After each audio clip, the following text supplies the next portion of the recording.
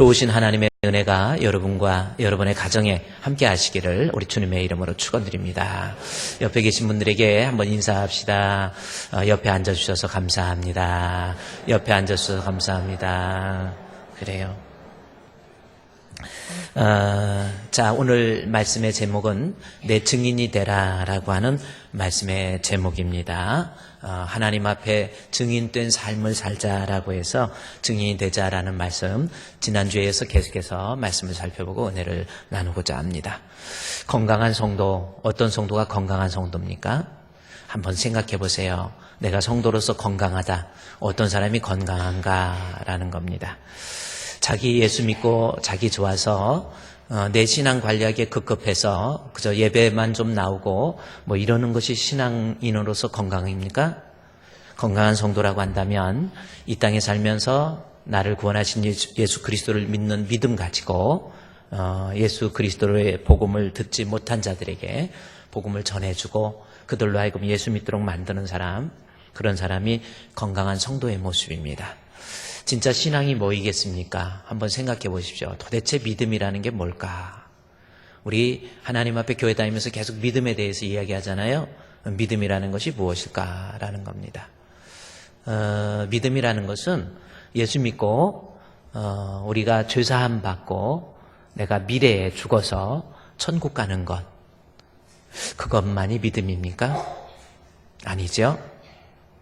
예수 믿고 죽어서 미래에 이루어질 천국을 소망하면서 사는 것, 그것만이 믿음이 아니라는 겁니다. 이제 예수 믿었으면 이 땅에 살면서 한평생 살면서 복음 전하다가 주님 앞에 가라는 것, 갈 줄 아는 것, 이것이 바로 건강한 믿음 있는 성도의 모습이 될 수 있다는 거죠. 여러분, 사복음서, 마태, 마가, 누가, 요한, 이것을 사복음서라 그렇게 이야기를 합니다.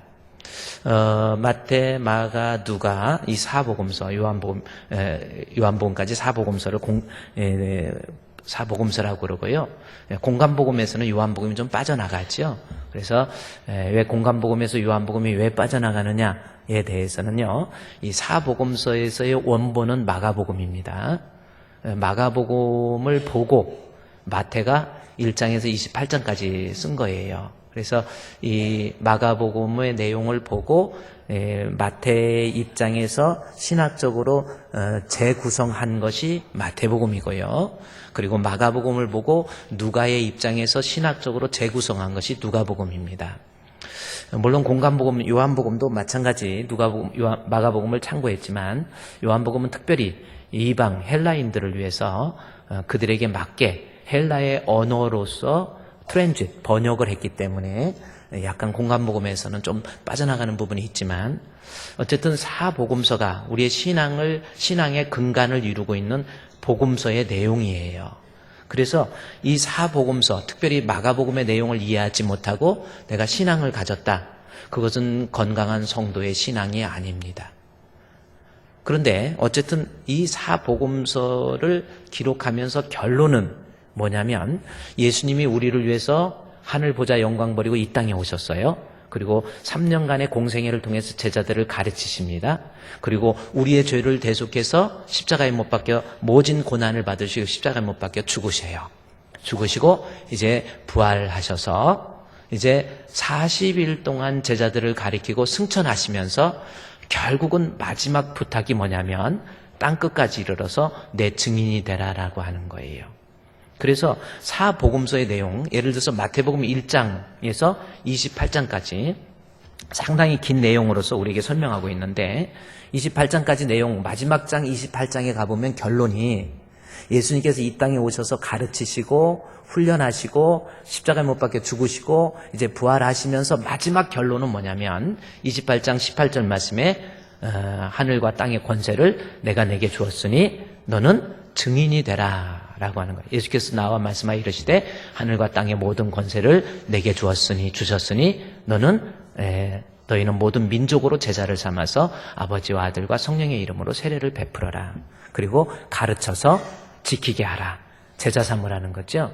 그러니까 마태복음에서도 결국은 부활하신 예수님의 마지막 분부, 그 분부 따라서 우리가 이 땅에 살면서 천국 가기 전까지 예수 그리스도의 복음, 그리스도 되심에 대한 그 복음을 증거하다가 주님 앞에 가라는 거죠. 그런데 마태복음 뿐입니까? 마가복음도 마찬가지예요. 마가복음은 16장까지 기록되어 있는데 마가복음 16장 15절 말씀에 보면 또 이르시되 너희는 온 천하에 다니며 16장이 결론 부분이잖아요. 마지막 부분에서는 결국은 온 천하에 다니며 만민에게 복음을 전파하라. 결국 복음서에서 예수 그리스도의 복음의 핵심, 우리의 구주되심에 대해서 결국은 복음을 전하는 것, 이것까지가 우리가 이 땅에 살면서 믿음 있는 성도에게 있어야 될 모습이라고 하는 겁니다. 마가복음, 누가복음도 마찬가지예요. 누가복음 24장 마지막 장이거든요. 48장에 보면 여지없이 간단하게 너희는 이 모든 일의 증인이 되라. 그래서 마태복음의 결론도 증인되라는 거고요. 마가복음의 결론도 증인되라는 거고요. 누가복음의 결론도 증인되라는 거예요. 요한복음은 21장까지 기록되는데 21장에서 결국 제자들에게, 특별히 베드로에게 너 훈련받아서 확실한 믿음 가지고 이제 목양의 사역을 명령하고 있습니다. 결국 그것도 예수가 그리스도 되심에 대한 증거예요. 그래서 우리의 신앙을 구성하고 있는 사복음서가 있는데 모든 복음서의 결론은 예수 그리스도의 그리스도 되심에 대한 증거, 전도하고 선교하는 것. 따라서 성도가 건강한 성도가 되려면 나 혼자 예수 믿고 나 혼자 좋아서 그저 예수 믿고 그냥 교회나 좀 다니고 교회 와서 예배 좀 드리고 봉사 좀 하고 그걸로 끝나면 그것은 절대로 건강한 성도가 아닙니다. 반드시 복음을 전할 줄 아는 성도, 그 사람이 하나님 앞에 건강한 성도가 될 수 있다는 거죠. 우리 사랑하는 주풍교회 성도 여러분, 여러분의 신앙은 건강합니까? 한번 생각해 보세요. 어때요? 건강한 성도는 나 혼자 예수 믿고 끝나는 게 아니에요. 나 혼자 교회 다녀서 성령 충만하다고 그래서 막 찬양도 하고 예배도 하고 봉사도 하고 그걸로 끝나는 것이 아닙니다. 복음을 전도할 수 있는 전도적 성도로서 전환이 되어야, 선교적 비전을 가진 성도로서 전환되어야 그게 건강한 성도가 될 수 있다는 거죠. 전도합시다. 선교합시다. 아멘. 아멘. 이렇게 힘들어요? 저도, 여러분도 힘들면 저도 한 주간 부흥회하고 저도 많이 힘들고요. 그래서 오늘도 목소리가 좀 힘들겠다 했는데 오늘 대표기도 하시는 우리 조동욱 장로님이 기도에 제가 얼마나 은혜 받는지, 얼마나 힘있게 그냥 톤을 높여서 도레미파솔 아버지 하나님이시여 그렇게 높여서 하네요. 그래서 제가 힘이 났고, 그래서 장로님이 톤을 많이 높였으니까 저는 좀 톤을 낮춰서 도레 정도, 여러분 안녕하십니까? 이 정도 이렇게 하려고 그러는 거예요. 어쨌든 여러분 힘을 내신다는 의미에서 옆에 계신 분들에게 우리 전도합시다. 우리 전도합시다. 우리 선교합시다. 아멘. 선교적 성도로서 발상을 전환해야 그게 하나님 앞에 건강한 성도라니까요. 중요한 겁니다, 여러분. 그냥 혼자 예수 믿는다고 좋다고 그러고 뭐 적당히 주일날 와서 예배드리고 찬송하고 뭐 봉사하고 그게 성도가 아니라니까요. 건강하지 못한 성도입니다. 언젠간 병들어서 쓰러져요. 그래서 건강한 성도는 내가 믿음 가진 사람답게 나 때문에 한 영혼이라도 교회로 오셔서 말씀 듣고 영혼이 구원받고 그래요. 내가 또 선교하고 그런 모습이 되어야 하나님 앞에 건강한 성도가 될 수 있다는 거지요. 자, 그러면 전도해야 건강한 성도가 될 수 있다라고 하는 건데, 근데 그게 쉽지는 않잖아요. 그렇죠? 생각보다 쉽지는 않아요. 여러분 지금까지 한번 생각해 보세요. 나 때문에 교회에 나와서 어떤 사람이 구원받고 지금은 상당히 성장해서 아마 신앙생활도 잘하고 즉 나로 인해서 예수 믿게 됐다라는 사람이 1명, 2명 있습니까? 한번 생각해 보시오. 여러분 반드시 전도해야 그 사람의 믿음 있는 사람의 모습이에요. 로마서 10장 10절에 보면 사람이 마음으로 믿어 의에 이르고 입으로 시인해야 구원 얻는 거예요. 그러니까 마음으로만 나는 예수 믿어, 나 예수 믿을 거야, 난 잘 찬양도 하고 내가 벌써 신앙생활한 지가 몇 년 됐는데 나 예수 믿어. 그냥 습관화된 그리고 정형화된 그러한 모습의 신앙 말고 그것은 마음으로 믿어서는 의에 이르요. 입으로 시인을 해야 돼요. 그래서 로마서 10장에서 입으로 시인해야 구원 얻는다 그러면서 입으로 시인하는 것이 뭔가 보면 다음 절에 아름다운 자의 발걸음이여 복음을 전하는 자의 발걸음이다. 전파하는 자가 없이 어찌 들으리요? 그렇죠? 복음을 전하는 자가 없이 어찌 믿으리요? 하면서 입으로 시인한다는 것이 뭐냐면 힘든 발걸음 내딛는 거예요. 힘들어도 어려워도 뚜벅뚜벅 예수가 그리스도 되심에 대해서 내가 구원의 감격을 가지고 예수 믿으세요. 예수 믿으세요.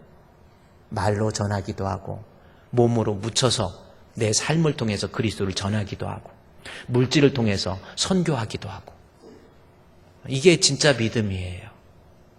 저와 여러분 한번 생각해 보세요. 나 때문에 교회 다니는 사람이 있는지 아니면 나 때문에 교회 다니는 사람 열심히 다니는 사람이 있는데 나 때문에 실족해서 교회 떠났다. 그건 심각한 겁니다. 실족하는 일이 없을 수는 없으나 실족해 하는 그 사람에게 화가 있어요. 하나님, 우리 예수님의 저주가 있다라는 거예요. 우리 예수님의 성품이 평소에 그렇게 말씀을 안 하세요. 그런데 실족해 하는 사람은 연자맷돌을 목에 메고 물에 들어가서 나오지도 이거 목에 매니까 죽어서 나오려니까 이거 목에 연자맷돌을 목걸이 삼았으니 어떻게 나올 수 있겠습니까? 나오지도 말으라는 거예요. 야, 그만큼 실족이라는 것이 무서운 거예요. 교회에서 여러분 신앙생활하면서 항상 말 조심하고 행실 조심하세요. 말과 행실과 사랑과 믿음과 정절에 있어 모든 믿는 자의 본인. 상대방이 다 나 같지 않습니다. 나처럼 생각하지 않습니다. 그래서 나하고 다르다고 그 사람을 나쁘게 생각하지도 마시고요. 그리고 함부로 책망하지도 마시고. 왜? 실족해 하면 내게 하나님의 화가 있어요. 그 화가 얼마나 무서운 건데. 어쨌든 실족해 하는 대신에 전도하는 성도, 그게 성도가 건강한 성도의 모습이 됩니다. 그럼 다시 이제 힘있게 제가 전도합시다 그러면 아멘 한번 해봅시다. 전도합시다. 이렇게 하면 벌써 설교가 뭔 필요 있겠어요. 이제 그만하고 가야 되는. 그래요. 그러면 전도가 그렇게 힘든데 이렇게 다짐을 했는데 전도가 내가 될 수 있는 사람으로 선교적 성도로서 전환이 될 수 있는 방법이 있다라는 겁니다. 그게 바로 사도행전에 기록되어 있습니다. 사도행전은요 1장에서 28장까지 기록되어 있거든요. 신약의 역사서입니다.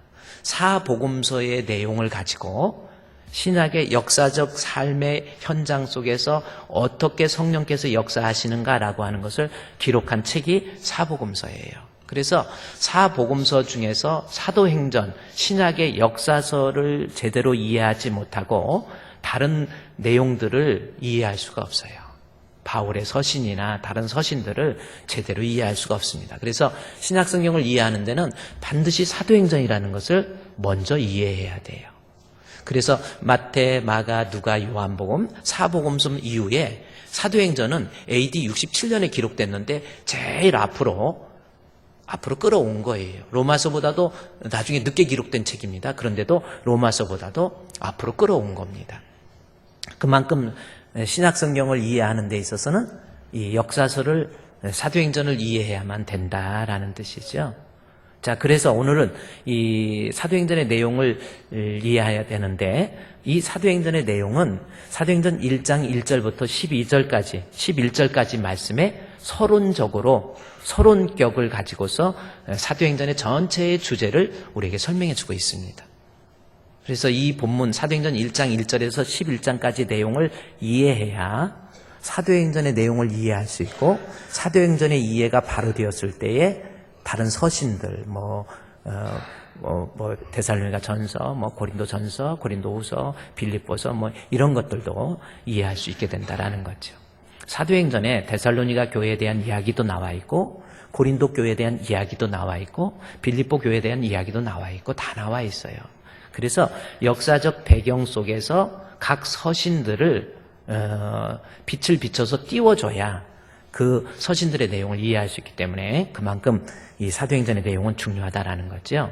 그런데 그 중요한 내용의 전체의 내용이 사도행전 1장 1절부터 11장까지 내용이라는 거죠. 그런데 11장까지 내용을 다 살펴보면 이제 우리가 좀 성경을 한번 제대로 배워보면요. 11절까지 내용을 살펴보면 결국 하나의 키워드가 하나 있습니다. 뭐냐면 바로 위트니스라고 하는 증인, 헬라어 보면은 마르투스라는 단어입니다. 이것이 사도행전 전체를 지지하고 있는 아주 반석과 같은 단어가 바로 증인이라고 하는 단어예요. 이 말씀은 사도행전 1장 8절에 기록되어 있죠. 성경을 여러분이 한번 보면 사도행전 1장 8절에 오직 성령이 너에게 임하시면 너희가 권능을 받고 예루살렘과 온 유대와 사마리아와 땅끝까지 이르러서 내 증인이 되리라 라고 하는 이 말씀입니다. 그래서 여기에서 증인이라는 말이 여기 나오잖아요. 근데 우리는 건강한 성도라면 반드시 증인이 되어야 되는데 쉽지는 않다고 그랬죠. 그런데 사도행전에서 쉽게 증인될 수 있는 방법을 우리에게 설명해 주고 있다는 겁니다. 그것이 뭐냐면 1장 8절에 내 증인이 되리라. 이것은 뭐냐면요, 미래 시제를 썼거든요. 미래 시제, 미래 시제 미완료입니다. 그래서 미완료 시제로서 미래 시제. 뭐 미제가 왜 나왔어요? 하여튼. 근데 이 말씀이 왜 중요하냐면 미래에 이렇게 넣어도 된다. 이런 증인이 어렵지만 너도 증인이 될 수 있다라는 뜻이에요.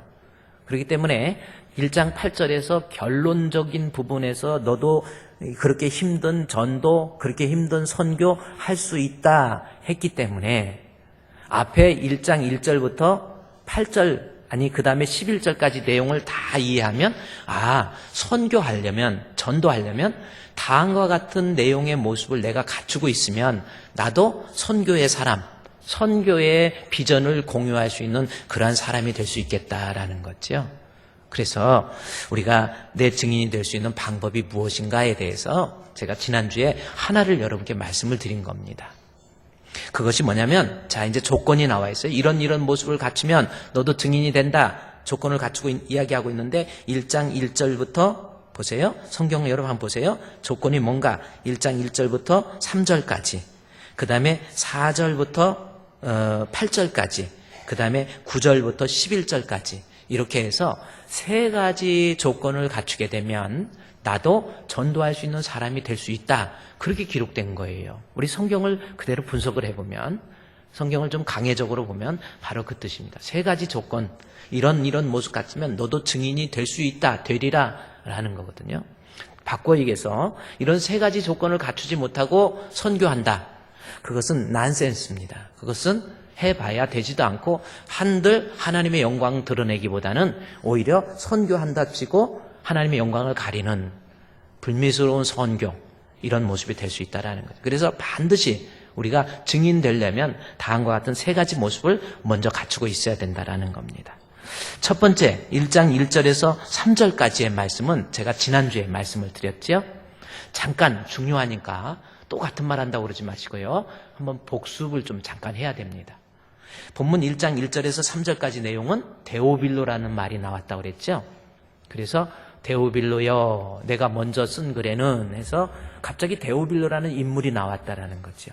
데오빌로는 어떤 개인이 태어났을 때부터 부모님으로부터 이어받은 이름이라기보다는 후대의 사람들이 그 사람의 모습을 보고 지어준 이름이다, 이렇게 볼 수 있습니다. 그리고 이방 로마식 표기다라는 것을 통해서 로마인이구나 라는 것을 알 수 있고, 그 뜻이 데오스 플러스 필로스라고 하는 단어의 뜻이기 때문에 하나님을 사랑하는 자라는 뜻입니다. 그러면 이 데오빌로라는 단어를 통해서 이 사람은 이방 사람인데 어떻게 해서 예수를 믿게 되었고 그리고 하나님을 사랑하는 사람이 되었구나 해서 그 사람의 이름을 데오빌로로 사람들이 호칭한 것이다, 이렇게 보는 것이 좋습니다. 그러니까 이방 사람, 어떤 특별한 데오빌로라는 인물이라기보다도 지금 누가복음 먼저 쓴 글에서 누가복음에서는 흩어져 있는 사람들 중에서 예수를 믿는다고 하는 잠재적 그리스도인인데 그들이 확실히 예수를 모르기 때문에 먼저 쓴 글 누가복음에서 예수님에 대해서 자세히 써주고 가르친 거예요. 그렇죠? 그런데 누가복음 1장 3절에서는 데오빌로 각하 해서 상당히 엄중하고 무게 있는 모습으로서 데오빌로를 부르고 있어요. 그래서 누가복음 1장 3절에서 데오빌로 각하, 그렇게 기록되어 있습니다. 그러나 사도행전 1장 1절에서는 데오빌로여 해가지고 그냥 데오빌로를 친근한 모습으로 부르고 있다라는 거죠. 그래서 이 말씀을 통해서 왜 각하에서 갑자기 데오빌로여 이렇게 부를 수 있냐는 거죠. 그것은 데오빌로가 누가복음은 AD 62년에 기록한 책인데 그때 신앙을 자세히 훈련하기 위해서 성경책을 누가복음을 기록해서 데오빌로는 하나님 말씀을 통해서 하루, 이틀, 한 달, 두 달, 1년, 2년, 3년, 4년 세월이 흐르면서 그 마음속에 예수님이야말로 진정한 나의 메시아구나 라는 것을 그가 알게 되고 누가복음의 기록 목적처럼 이제 예수님에 대한 확실한 신앙을 갖게 된 거예요. 그러다 보니까 이제 67년, 세월이 5년 정도 흐르니까 67년에서는 누가가 데오빌로를 부를 때 데오빌로여 각하가 빠져버렸어요. 그만큼 기독교라고 하는 공동체 속에 친근하게 들어와 있다라는 거죠. 이 말씀은 무슨 뜻이냐면 믿음이 데오빌로가 이제는 상당히 성장했다라는 거, 확실한 믿음을 갖게 됐다라는 거죠. 그럴 때 결국은 1장 1절에서 데오빌로 이야기하다가 3절에 마지막 줄에 그들에게 보이시며 하나님의 나라의 일, 이건 상당히 중요한 단어입니다. 하나님 나라의 일, 하나님 나라의 경영, 매니지먼트, 하나님께서 어떻게 세상을 운영하시고 특별히 본문에서는 어떻게 선교하시고 어떻게 전도, 하나님 나라가 확장될 것인가 라고 하는 선교적 사역을 데오빌로에게 드디어 말한다라는 뜻이거든요. 이 말씀을 통해서 볼 때 여러분, 교회에서 우리가 하나님 앞에 선교적 비전을 가질 수 있는 증인이 될 수 있는 사람이 되려면 데오빌로처럼 시간의 흐름에 따라서 내 믿음에 뜨거움이 있어야, 내가 정말 하나님에 대한, 예수 그리스도에 대한 확실한 믿음이 있을 때 하나님께서는 그들에게 선교의 비전을 주시는 거예요. 믿음이 흐리멍텅해. 교회는 다니는데 믿음, 예수님이 정말 확실하게 나의 구주인가라고 하는 그러한 믿음이 없는 사람에게 하나님은 선교의 비전을 던져주지도 않고, 선교라는 소리를 듣기만 해도 괜히 저건 또 뭐야, 우선 내 믿음 관리하기도 급급해 죽겠는데, 나 살기도 힘든데 무슨 선교원금이야, 이렇게 나와요. 왜 그렇습니까? 분명히 했죠. 데오빌로처럼 각하각 떨어져 버리고 내 세상적인 거 다 내려놓고 정말 예수님이 나의 확고한 구주라고 하는 믿음이 생기면 그냥 선교하지 말라고 해도 선교하고 싶은 거예요. 하나님이 선교에 대한 비전을, 하나님 나라의 일을 가르쳐 주시고 말해 주셔서 선교할 수 있는 사람으로 만든다라는 거죠. 그러니까 여러분은 한번 생각해 보세요. 선교에 대해서 관심이 있습니까?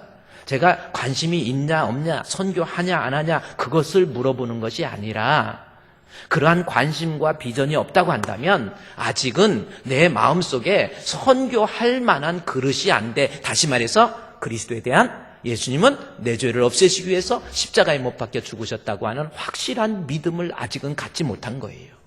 그거부터 점검해야 됩니다. 여러분, 믿음이 얼마나 중요한지. 사람이요, 저도 죽고 여러분도 죽지요? 죽어서 하나님 앞에 심판을 받습니다. 그 심판 때에 믿음이 있는 사람 천국, 믿음이 없으면 지옥입니다. 그렇죠? 천국과 지옥으로 나눠지는데, 죽어서 내가 믿음 없는 것이 밝혀지면 큰일 나요. 죽었는데, 심판받았는데 내가 믿음이 없다? 여러분, 큰일 나는 거예요. 지금 눈 뜨고 살아있을 때, 예배 시간에 안 졸고 이렇게 있을 때 여러분이 하나님 말씀을 통해서 내가 예수님이 나의 생명의 주라고 하는 것을 확고하게 믿을 수 있는 사람이 되어야 됩니다. 아멘. 지금 밝혀져야 돼요.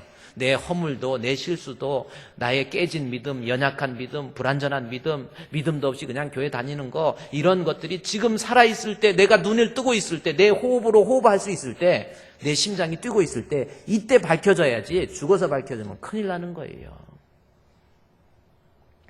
여러분, 그래서 선교한다 안 한다 이런 것이 하는 거 안 하는 것보다 더 중요한 게, 내가 지금 믿음의 사람인지 아니면 믿음 없는 사람인지, 이것이 빨리 밝혀져야 돼요. 특별히요, 믿음에 있는 사람에게 선교의 비전을 준다고 그랬는데 1장 3절에 보면 그가 고난을 받으신 후에 또한 그들에게 확실한 많은 증거로 친히 살아계심을 나타내사 40일 동안 그들에게 보이시며 하나님의 나라의 일을 말씀으로 가르쳤다 그랬거든요. 말씀하시니라 그랬거든요. 예수님이 십자가에 못 박혀 죽으시고 부활하신 다음에 바로 하늘로 안 올라가셨어요. 며칠 계셨어요? 40일 동안. 40일 동안 뭐 하셨어요? 40일 동안 뭐 하셨어요? 빨리 하늘 가셔야지. 본문에 보니까 40일 동안 그들에게 보여주시고, 그들에게 보여줘요. 부활하신 예수님이 신이 보여주셨어요. 옆구리에 창도 보여주시고, 손에 못자국도 보여주시고. 그것은 뭐예요? 아직 제자들에게 선교의 일을 맡기기에는 아직도 믿음이 불충하다는 거예요. 불완전한 믿음이라는 겁니다. 그래서 40일 동안 하루, 이틀, 사흘, 나흘, 40일 동안 예수님이 손에 못자국 보여주시고 창자국 보여주시고 예수님이 가르치시던 것 말씀하시고, 그래서 계속 훈련해서 완전한 믿음의 사람, 확고한 믿음의 사람으로 끌어올려야 비로소 복음을 전하라 라고 하는 그 명령을 수용할 수 있는 수용체가 될 수 있거든요. 그래서 40일 동안 가르치신 거예요. 아주 집중으로 교육한 거죠. 믿음 없는 사람 집중, 말씀을 통해서 집중 훈련한 거예요. IS 교육이라고 하잖아요. IS 교육. 인텐시브 스터디라고 해가지고요. 아이들 학생 때 학점 따지 못한 사람들 방학 기간에 인텐시브 스터디 해가지고 IS라고 그럽니다. 아주 철저하게 교육시켜서 한 달 반 안에 한 학기 거 다 공부 끝내버리는 거예요. 우리 예수님께서 3년의 공생의 기간에 있었던 일들, 하나님 나라의 일들을 제자들에게 제대로 가르친 거예요. 빨리 승천해야 되지만 40일 동안 가르치고 양육하고 훈련해서 그 마음속에 예수님이 나의 생명의 주여라는 그 고백, 그리고 난 다음에 선교의 비전을 가리키고 있다라는 거죠.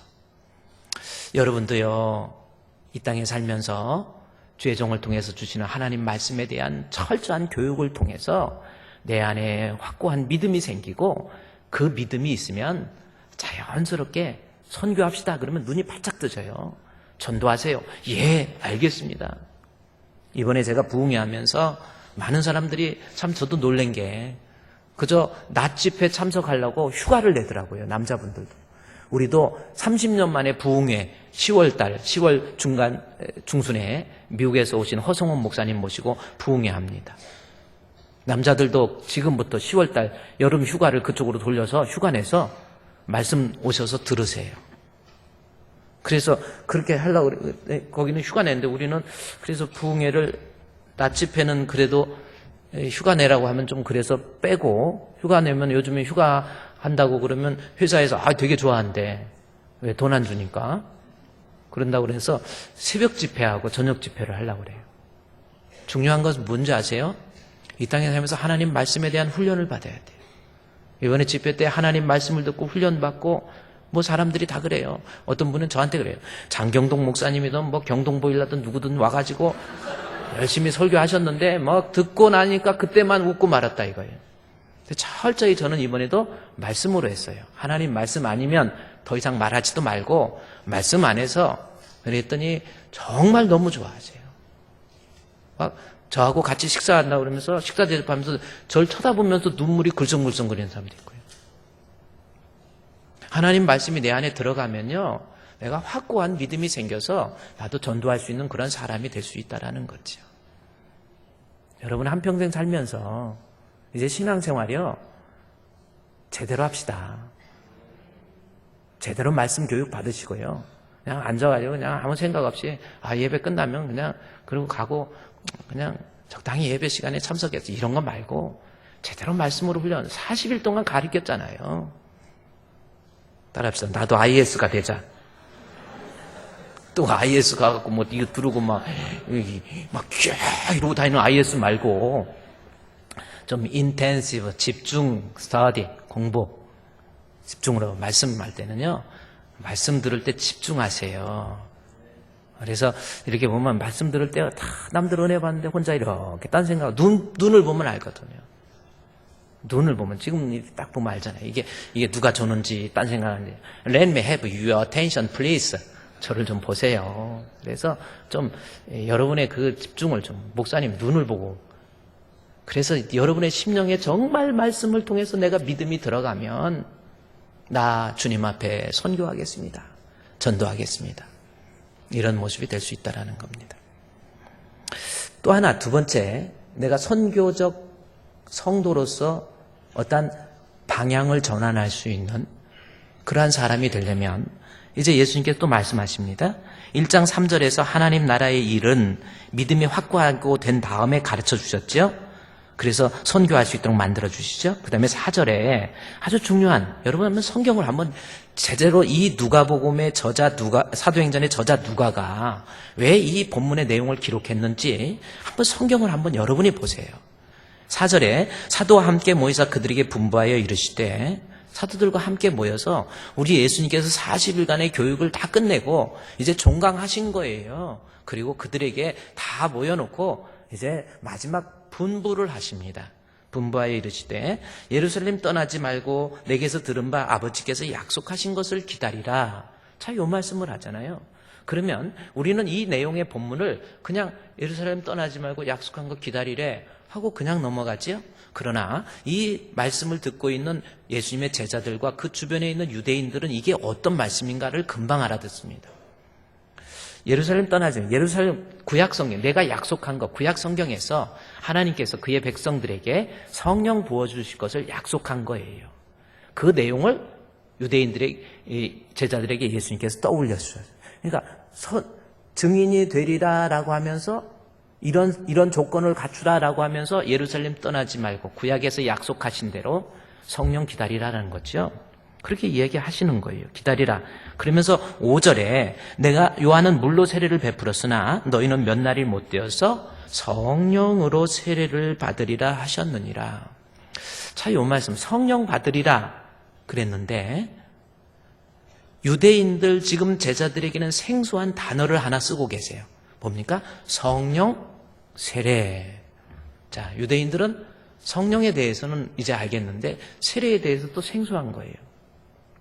예수님께서 성령 받으라 하지 않고 성령 세례를 받으라라고 하는 것, 이것이 아주 중요한 의미가 되는 겁니다.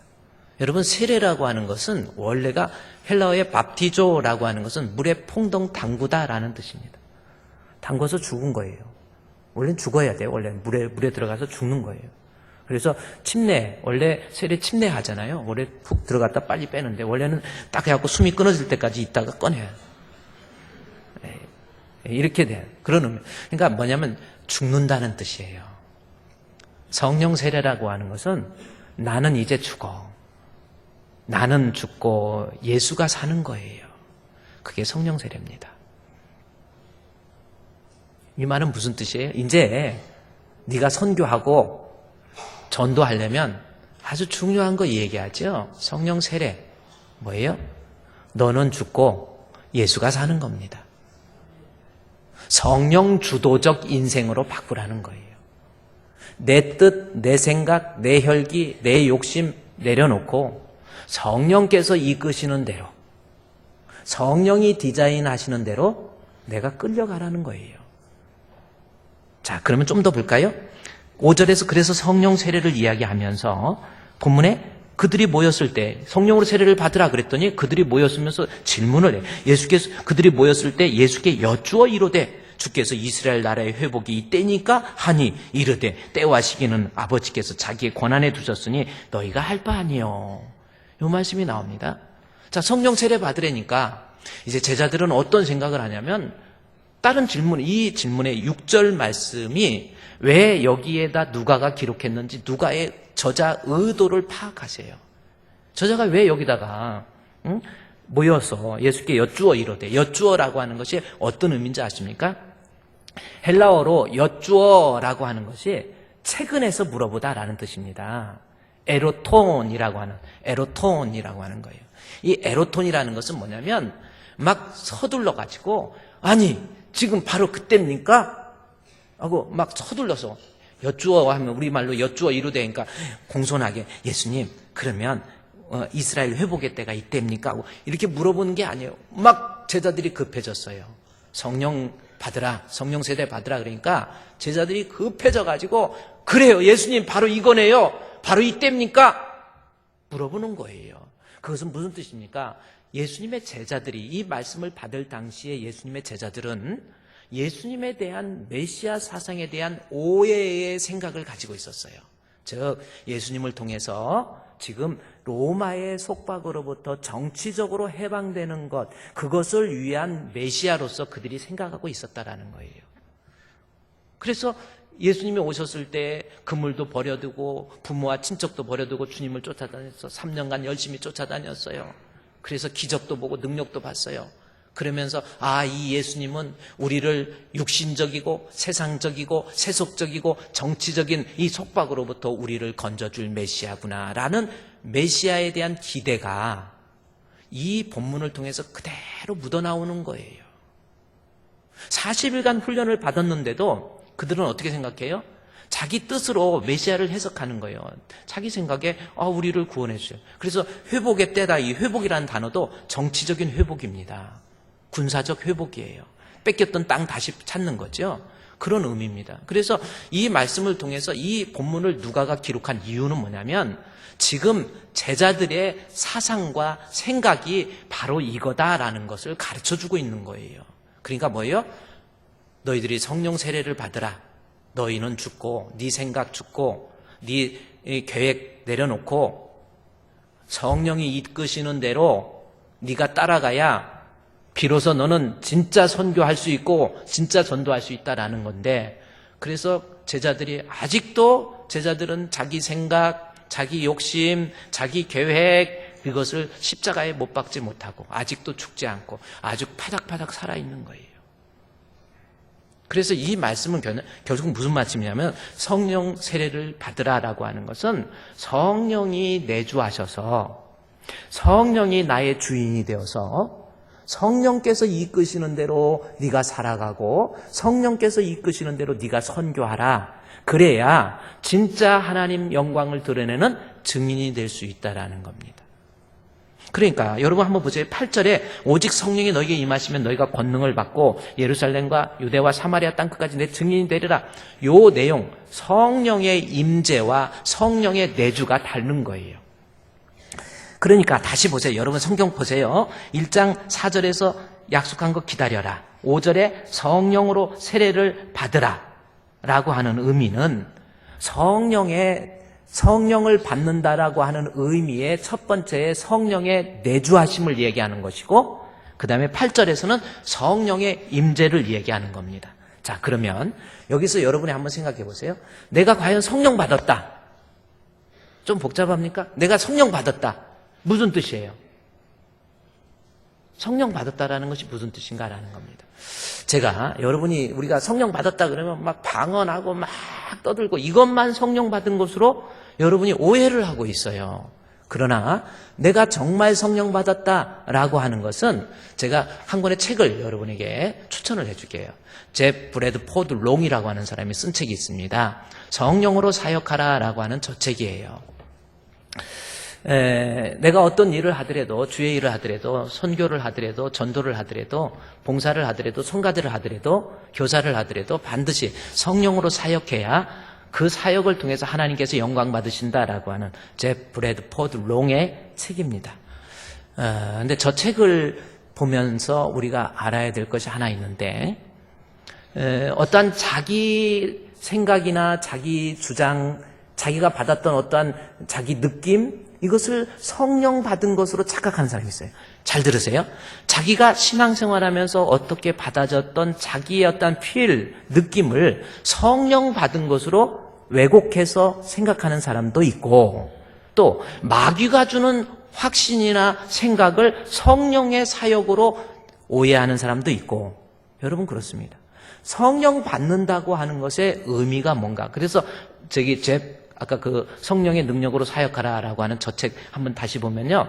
저 책의 원래의 이름이 뭐냐면 Receiving the Power 혹은 Receiving the Holy Spirit라고 하는 책입니다. 그러니까 뭐냐면 the power, 능력, 성령 받는다는 것. Receiving 하면 receive 받는다는 뜻이잖아요. 그것을 동명사로 만들어서 성령 받는다는 것.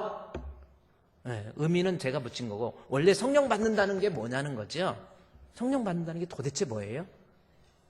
한번 여러분 생각해 보세요. 내가 성령 받았다. 이게 뭡니까? 방언하고, 그러니까 방언, 한때 뭐, 다른 어떤 순복음 계통에서, 오순절 계통에서, 성령, 아직도 방언도 못하냐고, 방언도 못하면 개도 받는 성령 왜 못 받냐고, 이렇게 나왔었어요. 그래갖고 내가 방언하게 해줄게 해갖고 기도 안에서 막 자기 엑스터시에서 막 기도하게 하고 소리내서 기도하게 한 다음에 줄 서. 내가 성령 받게 해줄게. 그래갖고 따라해. 해가지고 할렐루야, 할렐루야, 더 세게 따라해. 할렐루야, 할렐루야, 더 세게 따라해. 하고 더 빨리 할렐루야 하면은 성령 받았다고. 헌금하라고. 이제 이렇게 나왔죠. 상당히 위험한 겁니다. 여러분, 성경적으로 성령 받았다. 반드시 성령 시대에 성령 받아야 되는데 성령 받았다라고 하는 의미 두 가지입니다. 이제 브래드포드 롱이 이야기한 내용이고요. 그것이 성경적이거든요. R.A. 토레이도 이 말씀에 대해서 동의했고요. 여러분 그렇습니다. 성령 받음의 의미 첫 번째, 성령의 내주하심이에요. 내주하시는 성령입니다. 두 번째가 뭔지 아세요? 이 두 가지는 여러분이 다음 주에 공부할 건데 임하시는 성령입니다. 자, 성령 받았다. 뭐예요? 내주하시는 성령이에요. 우리 안에 계시는 성령. 그겁니다. 두 번째는 임하시는 성령. 두 가지입니다. 그러면 내주하시는 성령. 지금 본문에서 성령 세례를 받으라. 그러니까 예수님 회복할 때가 이때입니까? 여쭈어 채근하면서 우리는 다 준비됐어요. 이때가 이스라엘 회복입니까? 그때 예수님께 너희들 그런 거 신경 쓸 거 아니야. 보면서 성령 받으라는 거예요. 그래서 뭐예요? 성령이 내주하셔서 성령 세례를 받아서 너 생각, 네 어떤 계획, 네 뜻, 네 욕심 다 내려놓고 성령이 이끄시는, 그래서 성령의 내주라는 것이 바로 저 뜻이에요. 내주하시는 성령은 두 가지입니다. 어떤 의미냐면 경건한 성품을 만들어내요. 성령이 우리 안에 계시면 성품이 바뀌어요.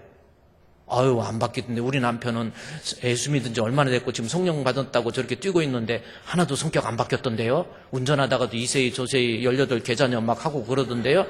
그러면 우리 남편이 받은 성령은 성령이 아니에요. 성령이 내주하시면 바뀐다니까요. 성령 받았다고 하면서 안 바뀌었다. 예수 안 믿던지 잘못 믿던지 본인이 믿음이 아닌데 믿음으로 착각하든지 반드시 바뀌게 돼 있다는 거죠.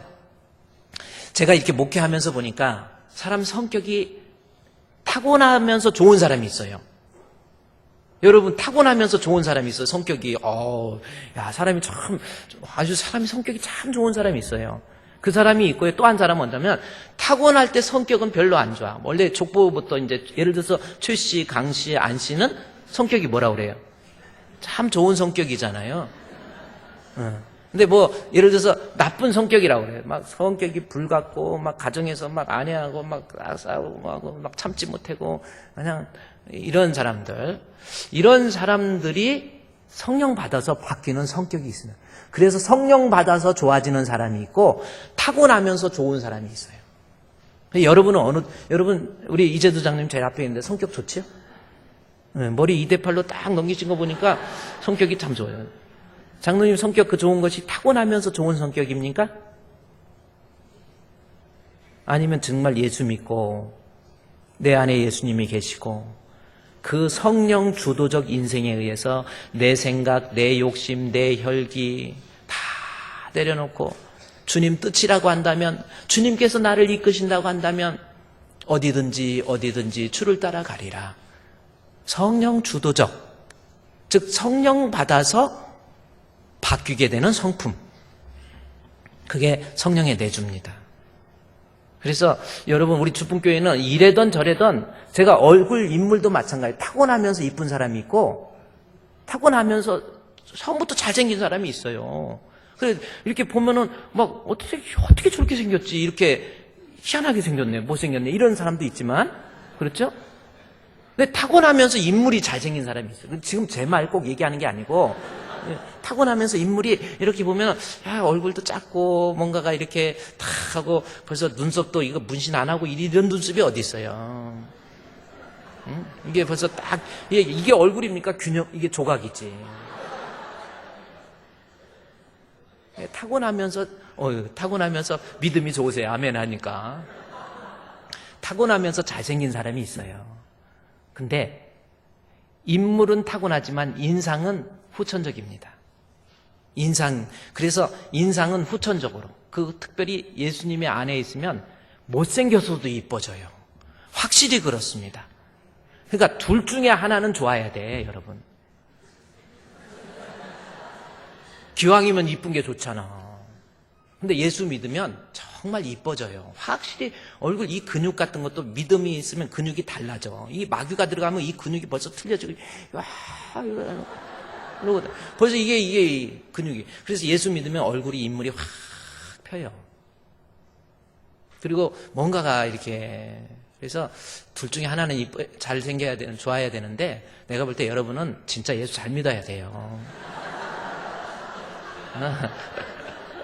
저는 뭐 아무렇게나 믿어도 이것만은 괜찮은 것 같아요.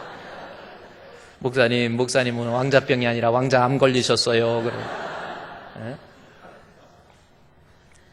다시 성령의 인도. 여기 여러분 이게 상당히 중요한 거예요. 지금 누가가 이 본문을 얘기하면서 다시 성령 받았다고 하는 거의 의미, receiving the power, receiving the Holy Spirit, 성령 받았다고 하는 거의 의미, 다시 한번 글씨 띄워주시고요. 저기 보면은, 그 글씨에 보면은 첫 번째가 성령의 내주하심. 성령이 우리 안에 계시는 거예요. 그래서 경건한 성품, 성격이 좋아져. 제가 여러분께 계속 변화받고서 미소 띄우면, 이게 예수 스타일. 변화받고서 미소 띄우며 예수님 닮아.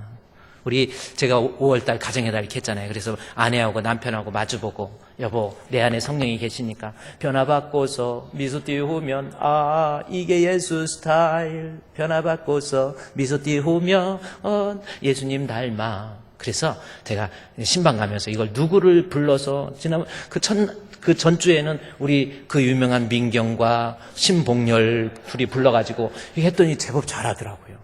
그래서 또 똑같은 사람 시킬 수 없어서 다음 주에는 신방 가다가 조동욱 장로님 한번 해보세요. 그랬더니 목사님 저는요 허리 아파서 이렇게 서 있을 수가 없어요. 그때 그래서 안 된다고 그러지. 뭐 다른 분들은 나는요 부인보다 키가 작아서 안 돼요. 그러면 여기 올라가서 하면 돼. 내가 그랬더니 안 돼요. 막 또 누구 시켰더니 저는 목사님은 자신 없어요. 막 가슴이 떨려서 안 될 것 같아요.